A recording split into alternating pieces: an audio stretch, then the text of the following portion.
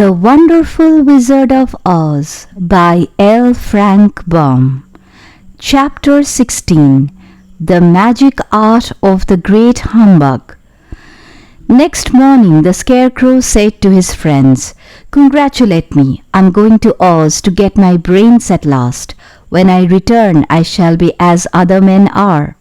"I have always liked you as you were," said Dorothy simply. "It is kind of you to like a scarecrow," he replied, "but surely you will think more of me when you hear the splendid thoughts my new brain is going to turn out." Then he said goodbye to them all in a cheerful voice and went to the throne room, where he rapped upon the door. "Come in," said Oz. The Scarecrow went in and found the little man sitting down by the window, engaged in deep thought. "I have come for my brains," remarked the Scarecrow a little uneasily. "Oh yes, sit down in that chair, please," replied Oz. "You must excuse me for taking your head off, but I shall have to do it in order to put your brains in their proper place." "That's all right," said the Scarecrow. "You are quite welcome to take my head off, as long as it will be a better one when you put it on again." So the wizard unfastened his head and emptied out the straw. Then he entered the back room and took up a measure of bran, which he mixed with a great many pins and needles. Having shaken them together thoroughly, he filled the top of the Scarecrow's head with the mixture and stuffed the rest of the space with straw to hold it in place. When he had fastened the Scarecrow's head on his body again, he said to him, "Hereafter you will be a great man, for I have given you a lot of brand new brains." The Scarecrow was both pleased and proud at the fulfillment of his greatest wish, and having thanked Oz warmly, he went back to his friends. Dorothy looked at him curiously. His head was quite bulged out at the top with brains. "How do you feel?" she asked. "I feel wise indeed," he answered earnestly.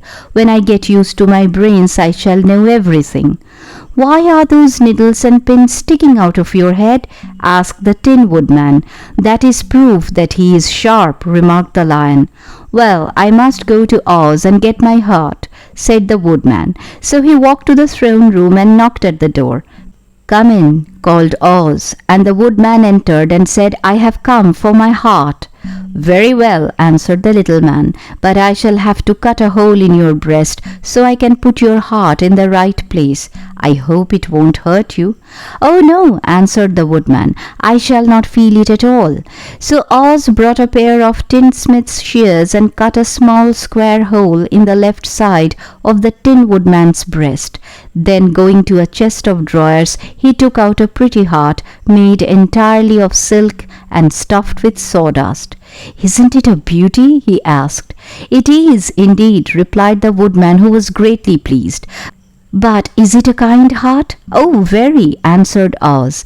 He put the heart in the Woodman's breast and then replaced the square of tin, soldering it neatly together where it had been cut. "There," said he, "now you have a heart that any man might be proud of. I'm sorry I had to put a patch on your breast, but it really couldn't be helped." "Never mind the patch," exclaimed the happy Woodman. "I am very grateful to you and shall never forget your kindness." "Don't speak of it," replied Oz.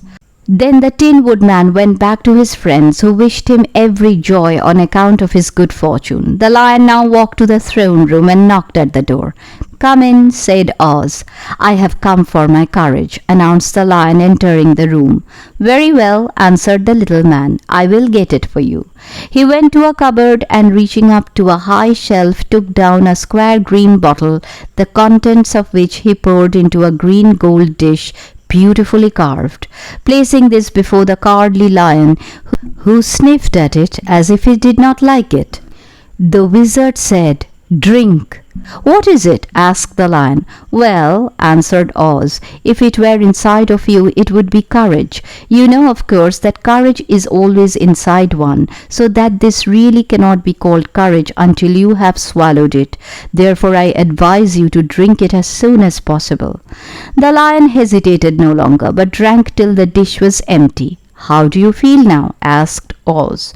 "Full of courage," replied the lion, who went joyfully back to his friends to tell them of his good fortune. Oz, left to himself, smiled to think of his success in giving the Scarecrow and the Tin Woodman and the lion exactly what they thought they wanted. "How can I help being a humbug," he said, "when all these people make me do things that everybody knows can't be done?